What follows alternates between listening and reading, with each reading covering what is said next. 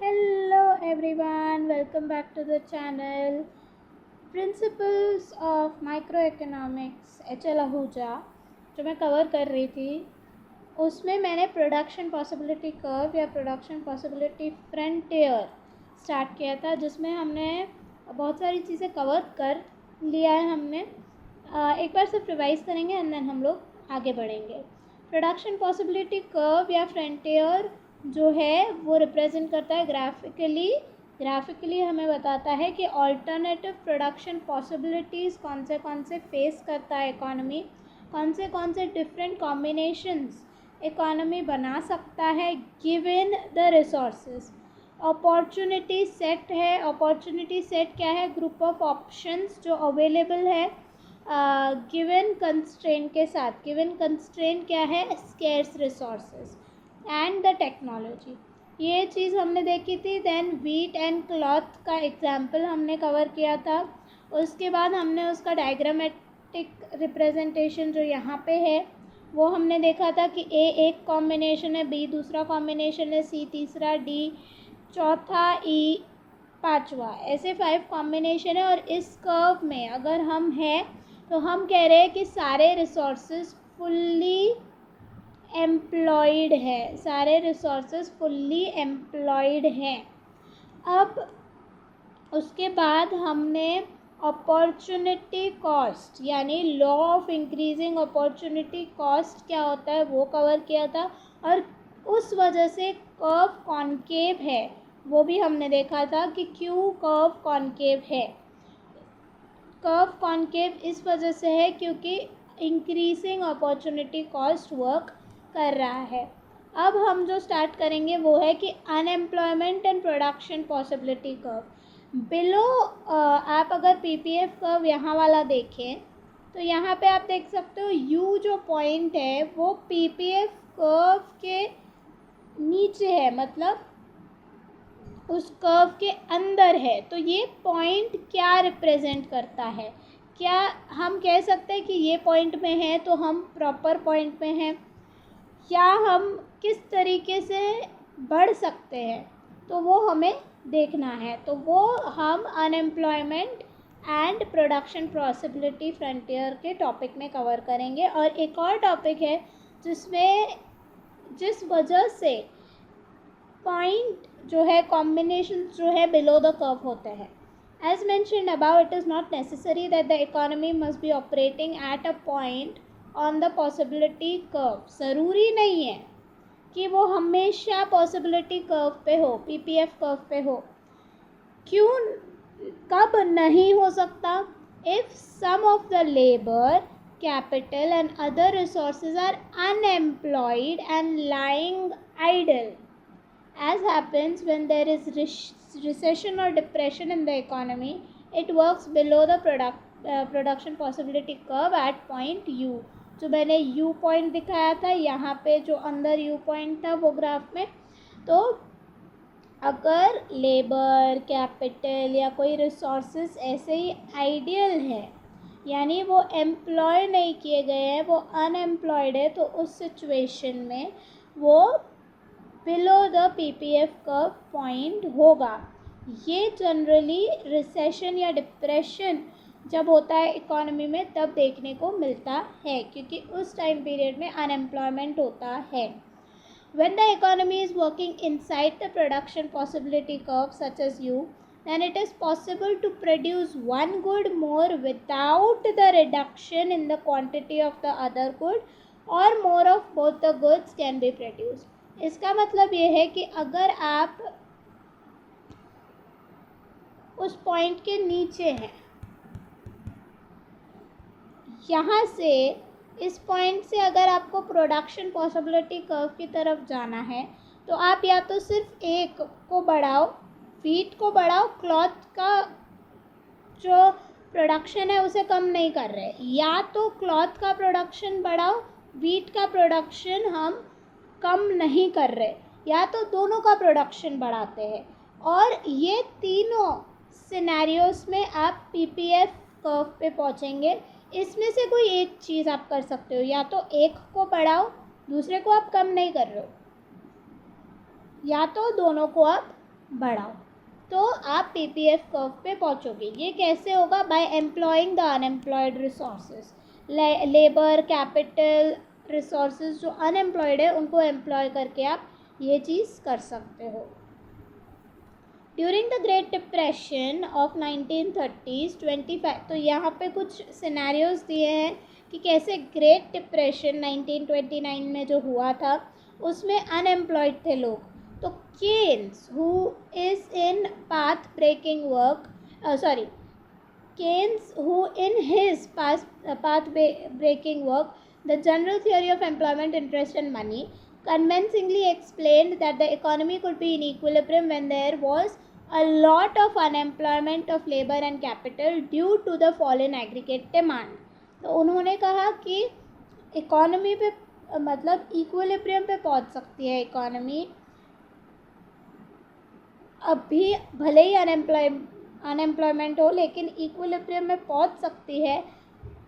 And वो क्यों है? Is because of fall in the aggregate demand, that is when aggregate demand is not large enough to buy the output of the goods obtained by working on the PPF, the involuntary unemployment will emerge. As a result, economy will be operating at the point below the PPF.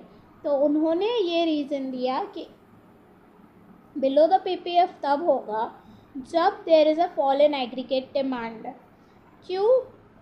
जब भी aggregate demand इतना है ही नहीं जितना आप output बना रहे हो, यानी supply is greater than the demand, तो फिर इनवॉलेंटरी अनएम्प्लॉयमेंट हो जाएगा। इनवॉलेंटरी अनएम्प्लॉयमेंट क्या होता है? वॉलेंटरी अनएम्प्लॉयमेंट मतलब मैं खुद रिज़ाइन कर रही हूँ, मैं खुद अनएम्प्लॉयड रहना चाहती हूँ। इनवॉलेंटरी अनएम्प्लॉयमेंट क्योंकि सप्लाई ज़्यादा है डिमांड से, तो अभी प्रोड्यूसर क्या बोलेंगे? नहीं, अभी लोगों को निकाल देते हैं क्योंकि डिमांड उतना है ही नहीं, तो जो फायर कर देते हैं लोगों को, तो वो इनवॉलेंटरीली वो अनएम्प्लॉयड हो जाते हैं जो लोग हैं वो। तो इस वजह से economy below the point operate करती है। तो ये एक रीज़न है क्यों point below the point operate करती है economy. Another reason is this, productive inefficiency. Another important reason for the economy to find itself operating below the PPF is when it is not using its productive resources efficiently.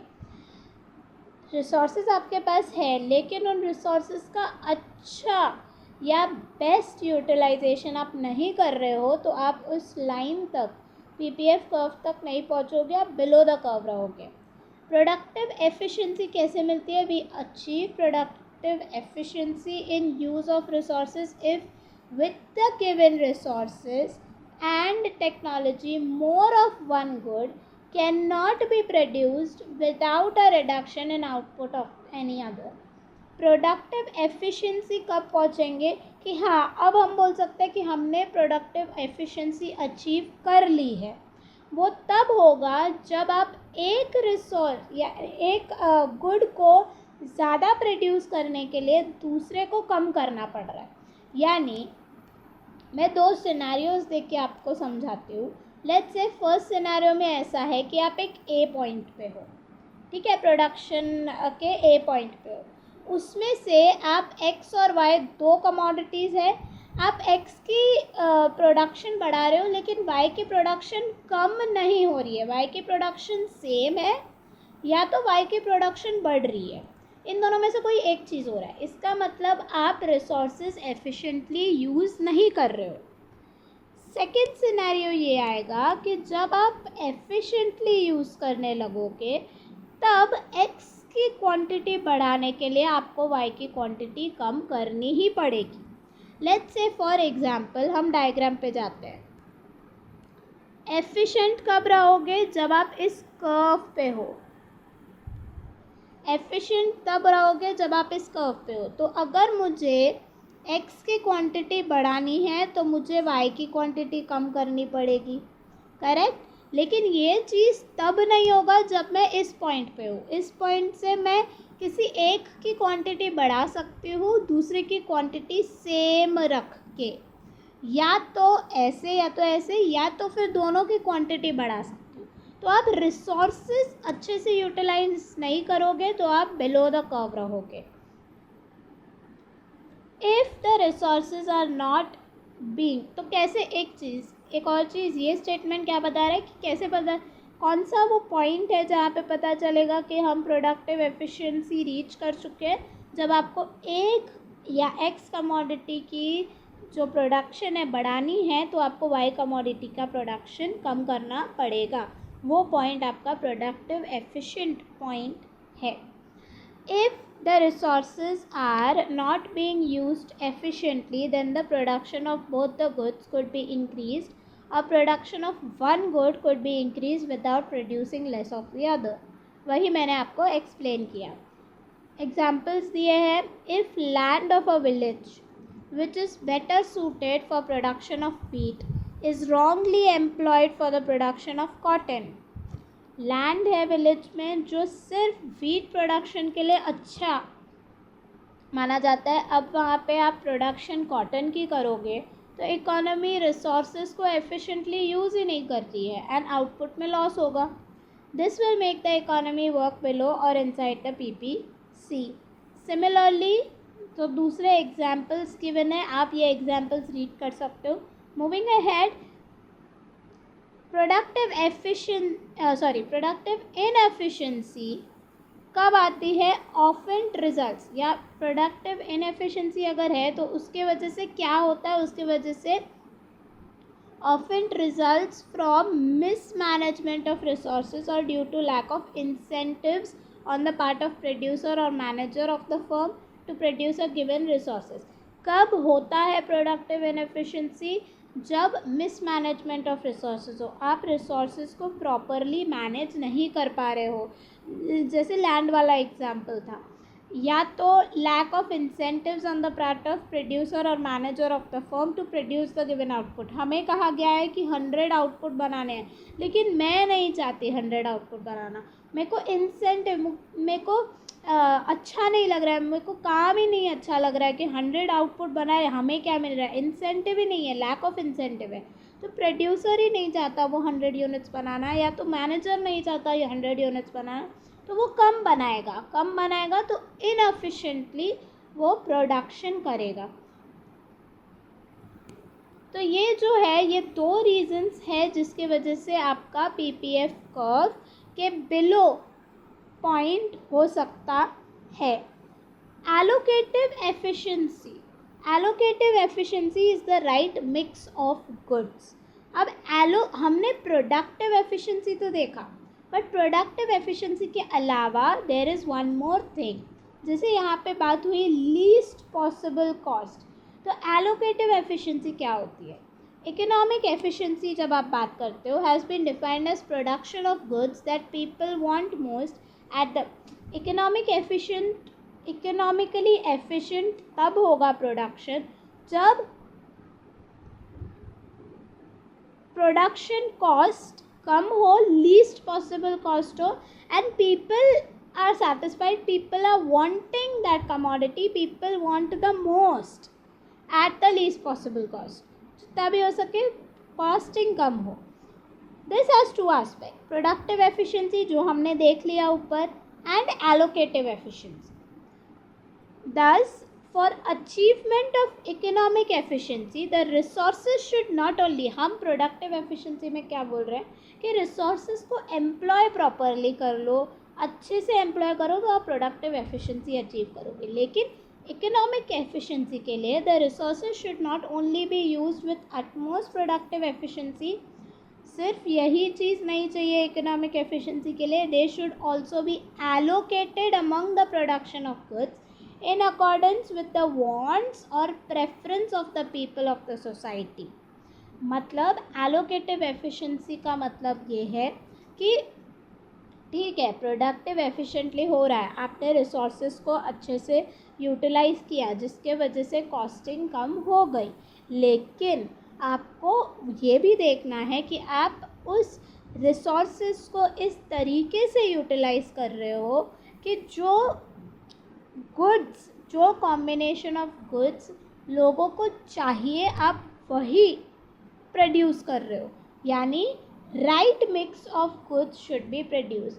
अगर लोगों को cloth ज़्यादा चाहिए तो आप cloth ज़्यादा बना रहे हो और वीट कम बना रहे हो, वो होना चाहिए। For example, if people want more wheat and cloth but the economy is producing more meat and missiles, यानी अगर लोगों को चाहिए वीट, क्लॉथ, ये सब लोगों को चाहिए, लेकिन इकोनॉमी जो है वो मीट एंड मिसाइल्स प्रोड्यूस कर रही है कम कॉस्ट पे, economy will be not allocating its resources efficiently, then allocative inefficiency हो जाएगी। आप रिसोर्सेज को एलोकेट प्रॉपरली नहीं कर पा रहे हो on the goods that are being required, जिसे हम कहते हैं ना, फॉर एग्जांपल आपके घर में आपको रिक्वायरमेंट है ब्लैक पेन की, लेकिन आपके लिए कोई पेंसिल लेके आ जाता है, आपका भाई बहन या आपकी मम्मी पेंसिल लेके आ गया, तो आप क्या, अरे यार मेरे को तो ये चाहिए ही नहीं था, मेरे को पेन चाहिए था ब्लैक कलर का, तो वो जो पैसे लग गए वो एलोकेटिव इनएफिशिएंट हो गया ना, आपने रिसोर्सेस अच्छे से उस काम में नहीं यूटिलाइज किए जिसकी ज़रूरत थी।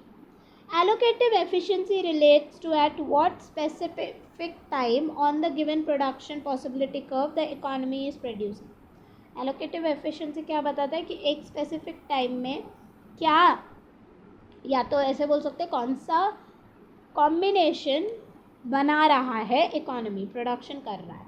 Consider figure 1.2 where the PPF curve AF depicting the output of wheat and cloth has been drawn. If the economy is currently working at point C, producing 12,000 quintals of wheat and 2,000 meters of cloth, so let me show you 1.2. See, 12,000 quintals of wheat and 2,000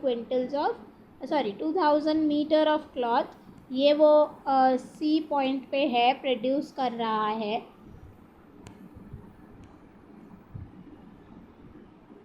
If the economy is currently working at C, while people want to have 9,000 quintals of wheat and 3,000 meter of cloth, that is D. लोगों को चाहिए, हम D point पे आए, लोगों को चाहिए 9,000 quintals of wheat and 3,000 cloth, लोगों को ये वाला चाहिए, लेकिन आप प्रोड्यूस ये कर रहे हो, तो आप गलत प्रोडक्शन कॉम्बिनेशन पे हो, यानी आप एलोकेटिव इनएफिशिएंट पॉइंट पे हो। देन एलोकेटिव एफिशिएंसी रिक्वायर्स, अब आप एफिशिएंट कब बनोगे, एलोकेटिव एफिशिएंट कब होगे, जब आप रिसोर्सेज को डी कॉम्बिनेशन पे लेकर जाओ। Requires that the economy should shift from point C to D on the PPC. In our view the collapse of the economy, so ये आपको सोवियत रशिया का एग्जाम्पल देके बताया कि क्यों कोलैप्स हो गया, तो ये रीज़न के वजह से हुआ है। इकोनॉमिक ग्रोथ एंड पीपीसी जो है, यानी शिफ्ट कब होता है, पीपीसी कब, हम नेक्स्ट वीडियो में देखेंगे। तब तक के लिए keep watching the journey of understanding economics and do like the video. अगर आपको अच्छे से समझा है कि हम अगर पॉइंट इनसाइड द कर्व है, पीपीएफ कर्व के बिलो है पॉइंट, तो वो कब कौन से सिचुएशन में बिलो द कर्व होता है। Comment if you have any feedback और any doubts, and yes, share this video with your friends and classmates. Do subscribe to the channel. मैंने जितना देखा है 80% ऑफ द पीपल जो है वो सब्सक्राइब नहीं करते हैं। डू सब्सक्राइब, जैसे जैसे मेरे वीडियोस आएंगे आपको नोटिफिकेशन आता रहेगा। And if you need any online classes from me for any paper of economics, चाहे वो माइक्रो इकोनॉमिक्स हो, मैक्रो इकोनोमेट्रिक्स या इंटरनेशनल ट्रेड या मैथमेटिकल इकोनॉमिक्स, किसी भी इकोनॉमिक्स रिलेटेड पेपर के लिए ऑनलाइन क्लासेस चाहिए मेरे से, तो आप नीचे दिए गए नंबर पर व्हाट्सएप कर सकते हो आपका नेम एंड आपको कौन सा पेपर मेरे से ऑनलाइन करवाना है एज अ ट्यूटर, वो आप भेज सकते हो, उसका सिलेबस भी भेज सकते हो। I will definitely revert you back as soon as possible. Thank you.